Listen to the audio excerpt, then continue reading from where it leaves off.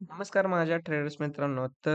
आपण मला सगळ्या ट्रेडर्सचं जे बिगिनर ट्रेडर्स आहेत त्यांच्या सगळ्यांचे मेसेज येतात, की कसं एनालिसिस करता? म्हणजे समजा की आता तुम्ही लाईव्ह आल्यानंतर की लगेचच तुम्ही लेव्हल्स वगैरे ड्रॉ करून अं, आपण ट्रेड वगैरे घेतो आणि त्यामध्ये स्कॅल्पिंग करून लगेच काही पर्सेंटेजमध्ये प्रॉफिट घेऊन बाहेर पडतो आणि आम्ही चार्ट्स बघत असतो, पण आम्हाला समजत नाही की ट्रेड कसा घ्यावा?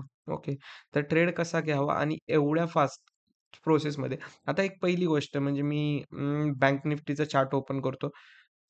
आता मी लेव्हल्स आहेत हे डिलीट्स करतो. पहिली तर गोष्ट म्हणजे काय, आपल्याला तुम्ही जे म्हणताय ते बरोबर आहे. आपण एवढ्या सहजासहजी तर लगेच मार्केटचा ट्रेंड ओळखू शकत नाही. पण याचं मागचं रिझन काय, की आपल्याला लगेच लेव्हल ओळखता येतात. याचं मागचं रिझन म्हणजे काय, की तुम्हाला मार्केटचा ट्रेंड समजला पाहिजे. दुसरी गोष्ट म्हणजे काय, तर तुम्ही मार्केटचे जे मागची हिस्ट्री काय आहे ही पण चेक केली पाहिजे. बरोबर आहे. हा आता बँक निफ्टीचा चार्ट आहे. बरोबर. बँक निफ्टीमध्ये ट्रेंड कोणता चालू आहे? मार्केट कोणत्या लेव्हल्समध्ये जाऊन तुम्ही जुने चार्ट्स केले, ओल्ड चार्ट्स बघितले, जुना डेटा चेक केला. याच्यामध्ये तुम्हाला लगेच समजून जातं, की काय मार्केट कोणत्या लेव्हलपासून रिव्हर्स फिरतंय, काय करतंय आणि आता मार्केट जर झालं तर पुढं काय होऊ शकतं. हे असं काय तर डेटा मार्केटचा डेटा पुढं काय होईल हे आपल्याला जाणून घेऊ शकतो. आता बघा की एक्झाम्पल उद्या आता सोमवार 23 डिसेंबर. तर आता उद्याच्या मार्केटमध्ये काय होऊ शकतं? आता एक सिंपलमध्ये बघा, की आपण हे जे आहे, हे लास्ट वीकला किंवा लास्ट मंथमध्ये मार्केटनी काय मूव्हमेंट दिली. आता हा आहे 22 नोव्हेंबरपासूनचा चार्ट. मी अगोदरच्या रात्री किंवा 1 दिवस आधी मी हे सगळे चार्ट्स चेक करत बसलेलो असतो, की काय मार्केटमध्ये मूव्हमेंट आली आहे. एवढं सहजासहजी आपल्याला एनालिसिस करता येत नाही. आता बघा इथं तुम्हाला 18 नोव्हेंबर पासून 13 नोव्हेंबरपासून तुम्हाला चार्ट इथं शो होत आहे. या 13 नोव्हेंबरपासून मार्केटमध्ये काय मूव्हमेंट झाली, मार्केटनी काय अपट्रेंड होता, अपट्रेंड नंतर लो ब्रेक केल्यानंतर मार्केट कोणत्या साइडला आलं, किती प्राइसची मूव्हमेंट दिली. जसं की हा आता बघा 21 नोव्हेंबरचा लो होता आणि मार्केटने त्यानंतर हाय दिला आहे 5 डिसेंबरला समथिंग 53,883 आणि त्याच झोनमधून मार्केट काय होतं, की रोज त्या झोनमध्ये मार्केट येतंय. अपसाइड, डाउनसाइड हे सगळे मुहूर्त चालू असतात. त्यानंतर बघा, की मार्केट एक 22 नोव्हेंबर ते 2 डिसेंबर एक 2,000 पॉइंटच्या रेंजमध्येच मार्केट काय होत होतं, की रेंज बाउंड होत होतं. मग आता सगळ्यात महत्त्वाची बघा, की ही आपल्याला लेव्हल होती.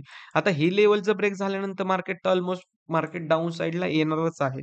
बरोबर आहे. मार्केट डाउन साइडला येणार किंवा त्याच लेव्हलचा रिटेस्ट करून म्हणजे मार्केट काय, की रिटेस्ट करून तुम्हाला फक्त चेक काय करायचंय, की मार्केट मूव्हमेंट कुठल्या साइडला देते म्हणजे मार्केटचा ट्रेंड कुठला चालू आहे. पहिली तर गोष्ट काय, तर ट्रेंड कोणता चालू आहे हे चेक करायचं आहे.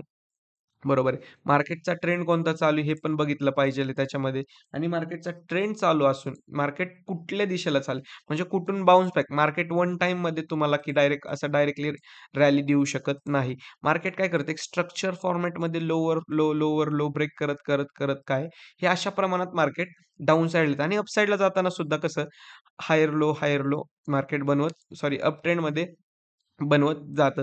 हे अशा प्रमाणात हे मार्केटचं स्ट्रक्चर आहे आणि हे आपल्याला फेजेस पण ओळखता आले पाहिजेत, बरोबर.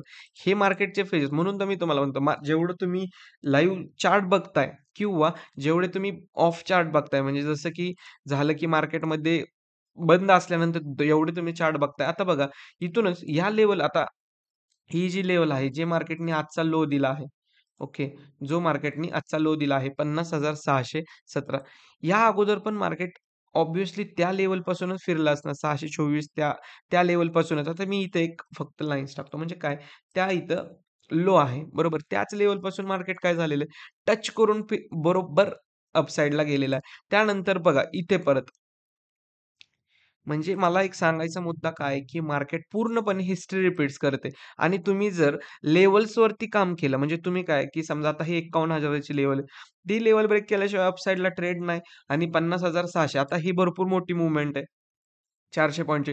पण आरामात तेवढी मूव्हमेंट होऊन जाते. कारण काय 1-2% मार्केट इझिली मूव्हमेंट देऊन जातो आणि मोठ्या मूव्ह कॅप्चर करायचं बघा. ठीक आहे. हे अशा प्रकारे आपण काय, की मार्केटची हिस्ट्रीवरून आपल्याला मार्केटचं एनालिसिस करता येतं.